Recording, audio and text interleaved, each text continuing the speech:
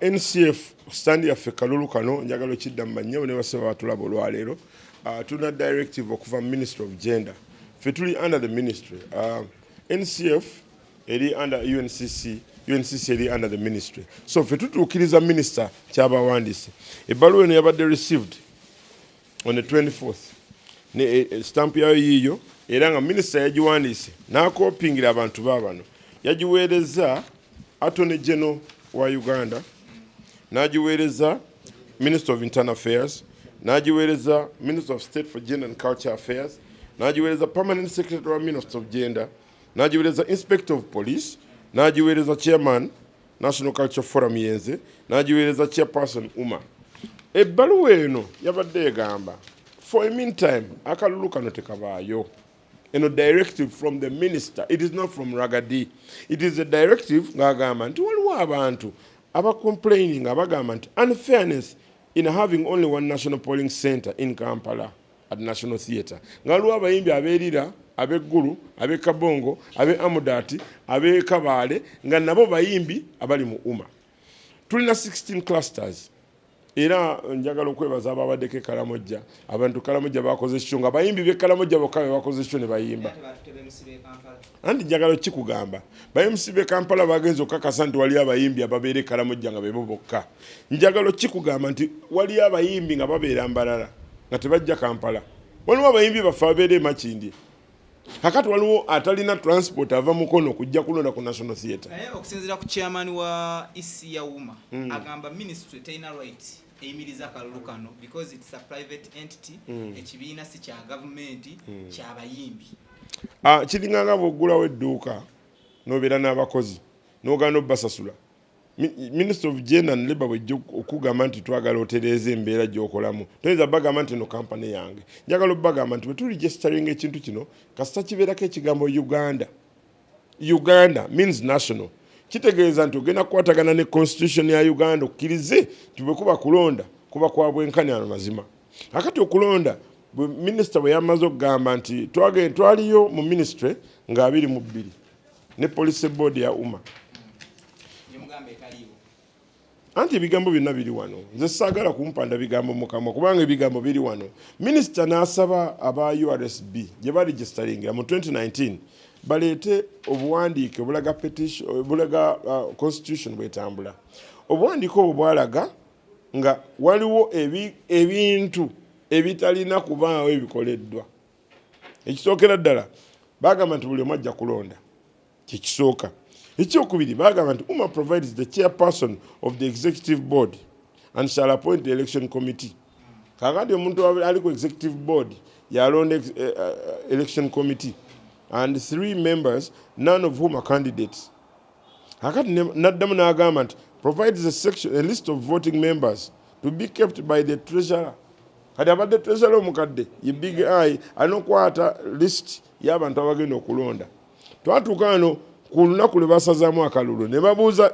chairperson wa electoral commission yabalonda bali bameka kyali kitya kakati ekyo kintu kyekivaako obuzibu oli agamba tebabba akalulu abantu mumanyi bameka be mulina kanjagala kino kimakinga straight ebbaluwa eno minisita bwe yagiwandiise teyagiwandiise mu mutima mubi yagiwandiise n'agamba nti bwe mpulira amaloboozi agavaayo ng'abantu bagamba nti ffe tuli b'e Masaka batuwe chance tulonde tetuna transport atuuka Kampala batuwe chance naffe batulondere kisoboka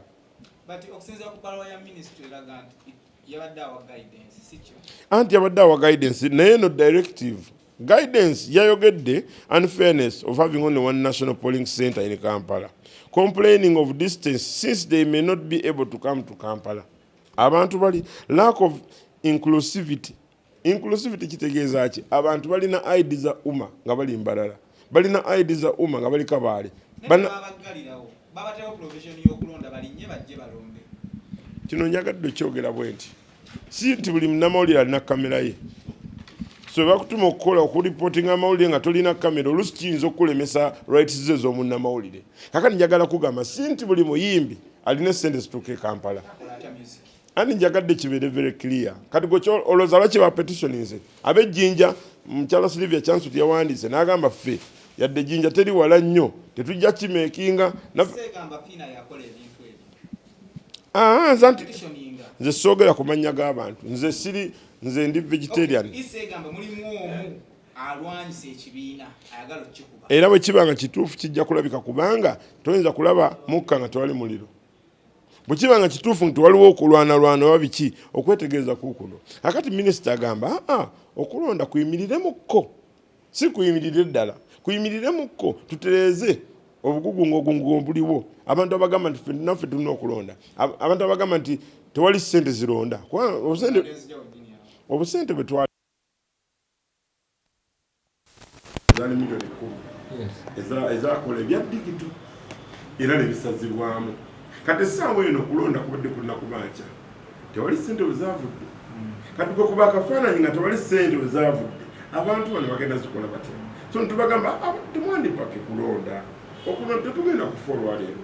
bwe tulindako okulonda katono ne tuddamu okwetegereza butya tuyinza okuyamba ne clusters ziri ezitaliiwo wanga abantu bangi basobola okuyamba industry nze njagala mbagambe nti industry eno okulonda si kwakufana kuona okulonda twagala omukulembeze ng'abantu bamukkiririzaamu kikisooka twagala omukulembeze ng'agenda kubeera ayogeza eddoboozi limu so si kwawulamu industry so kakati minisita bwagamba nti musooke mulinde twetegereza ensonga zino isi negamba ffe tulina okulonda banne kiba kikyamu anti kibeere bwe kiti isi bagiwa amaanyi agategeka akalulu naye tebagiwa amaanyi kusuka ga minisita kubanga amaanyi gano amaanyi amemanye kikijjo tuleetera obuzibu nze ntuukiriza kibawandiisa nze minisita yaŋŋambye I want you to make my directive very clear. Ati okulonda tekuliyo okulemesezza kulonda gye kuli tekuliyo ebbaluwa eno etegeeza bweki okulonda kugenda kuwummulamuko tekujja kuba nga 28 bwekunaabaanyi olunaku olw'enkya kuba ye chairman agamba nti tulina okubeerayo chairman bwagamba naye chairman sisuubira nti alina amaanyi agasinga minisita minisita bw'awandiise bw'ati awandikidde attorney general n'awandikira poliisi n'awandikira UNCC n'awandikira UMA n'awandikira NCA chairman yawandikira minisita n'awandikira poliisi n'attorney general Friday ng'abagamba lwaki ensonga balina okulonda nalwaki bakategeka bwe batyo andi kyenkugambye minisita avunaanyizibwa bino tuleme bitabangula minisita avunaanyizibwa ku ministry gitufoolingamu awandise ebbaluwa ng'alabye okwemulugunya bino si byakulwanira bino si byakifuba bino byakukkiriziganya nti nze nga ragadi chairman wa NCF ntuukiriza minisita kyagamba ebintu bino obadde obiraba tebizzeewo olwaleero ensonga zino zizze zibeerawo lwaki mubadde temuli interveninga because one time nakolako naawe interview naye nkugamba akalulu kategeke eggwanga lyonna nogamba oli eggwanga lyonna asasule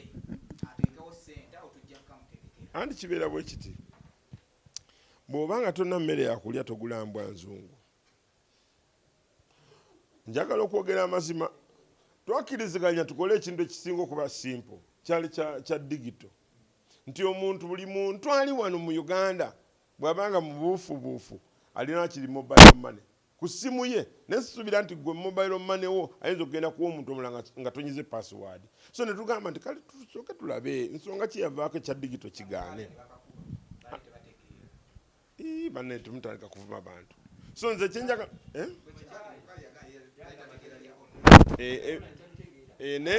ne buli muntu ayinza okuba akalulu ka digito ate bwe baba bamulonda ku bya awards tawakana nti bayinza okuba bamulonzi kompyuta kati so njagala bagamba bwe nti tubeemu n'amazima bw'obanga osobola okukkiriza ebintu ebimu n'ebirala bikkirize tukkirize bannayabayirivu negayiri tubeeranga enseenene ezirwanira mu kipa nga zonna bagenda zirya naye nga baaayo njagala bagambe minisita wagamba tusooke twetegereza ensonga maybe bagenda tufunira budget egenda okuyambako Uganda yonna eronde ekintu kino bakiyita Uganda Musician Association ntya okuteeka directive eno mu nkola ekyanondesa kuba chairman kutuukiriza mazima nze sirina gwe mpalana sirina gwe nyombesa bonna mbaagala abeesimbye bonna b'amaanyi ate abeesimbye bonna bamenyiddwa ate abeesimbye bonna balina obusobozi kati just omukisa ogunaagwa ku omu yajja okufuuka president Situnagamba constitution eno giraba kino nkikusomedde very clearly kati bwe baleeta constitution eva mu URSB minisita nagiinterpretinga kyova olaba yaweereza gundi message yaweereza attorney general message ainterpreting ne URSB nenyonyola bulungi this is how it is. Bino si byakulwana na muntu, bino si byakuwalana, bino si byakwogera bigambo bingi, bino byakutuukiriza nsonga. Ekya constitution saagala tukigende mu nyozi siri lawyer. Ebino tebikuba ofiisi yo. Ate yange ensonga zonna zino zigenda mu maaso ng'oziraba, police board bagiteekawo olaba, isi ne bagironda ng'olaba, akalulu bakategese olaba, obuddeyo kati nga kankya. Awo oyinza okufuukira kompyuta obeera ng'okola archive mu bwangu. Nze ndi muntu nga ggwe nti omuntu bw'abanga alina constitution gy'alina mu ngalo ne constitution gy'ateeka mu URSB oni gw'onenya. Kubanga kyemmanyi nti URSB bw'obanga olina kirala ky'okoze amendment ogenda n'osasulayo emitwalo 2.5 n'oteekako amendment yo constitution. Ebintu bibiri okumanya n'okutegeera. Waliwo kye bayita misinformation and misunderstanding. So I think tulina okutereezamu ebyo bibiri nti bano boolaba baagala otuyamba ng'oli bwajja n'agamba naye abantu nga bayomba abasi mu kyamu abakubuulidde nti oli bwagamba nti olina akajonjo ku liiso ate tomugamba nti lwaki gwe olaba kajonjo kaggyeko. Kati njagala tutereeze kino ekintu bayimbi bannange banne tuve mu byogamba nti ate kwogera bino na kwogera biri tudde mu mazima nti olwaleero tujja kulonda omuntu atuuke eggulu oba atuuke erira oba atuuke ekabaale bamugambe ffe tetwakulonda ne tukikole all inclusive abantu bano bonna tuwaye chance eyo gye babeera basobola okweronderayo then nga tukiwadde obudde kijja kuba kirungi. Minisita engeri gye yasazeewo awandiike kati wano aba agwambadde kati wagamba nti temukola kati nga mala kwetereeza kitegeeza alina budget gyagala okuteekawo. Omanyi obukulembeze n'okulonda tebiriko expiring date nga byakunywa. Njagala mbagambe nti tugenda kulindako ngenda teekawo sente zironda Uganda yonna. Tujja kubeera tunoonya ekkubo.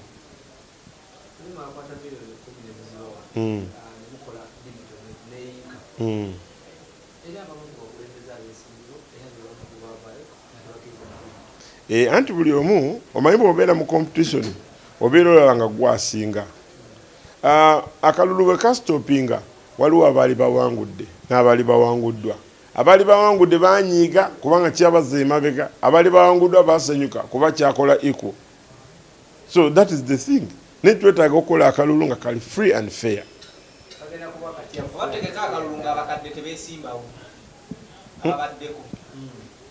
Abakadde nze kati ndabanga mmwe abatutte obudde obungi ebibuuzo bino tujja byebuuza olunaku olulala.